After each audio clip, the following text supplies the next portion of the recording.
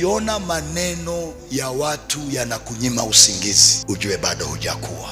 Ukiona maneno ya watu yanakunyima appetite ya kula chakula, ujue bado hujakuwa. Ukikuwa, maneno ya watu hayatakunyima usingizi. Kadiri wanavyosema, Bwana anasema Bwana humpa mpenzi wake usingizi. Wanategemea stress zitakuwa, ukienda kulala unalala kama katoto kachanga. Ukiamka, fadhili za Bwana ni mpya.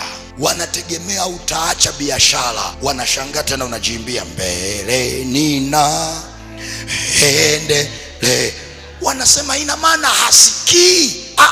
Sio kwamba hasikii. Maandiko yanasema semeni maneno ila hayatakuwa. Maana yake umeshaelewa, Mungu hatazuia na hatakazuia watu kukusema, ila anachozuia ni maneno yao kusimama kwenye maisha yako. Mwaka huu usiache kula eti kisa wanakusema. Usifunge biashara eti kisa wanakusema. Usikimbie ndoa eti kisa mawifi wanakusema.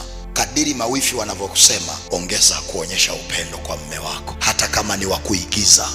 Hakuna mtu alisemwa kama Yesu. Akitoa pepo, wanasema katoa pepo kwa Beelzebuli. Akila, anasema Yohana alikuwa anafunga, huyu jamaa mlafi.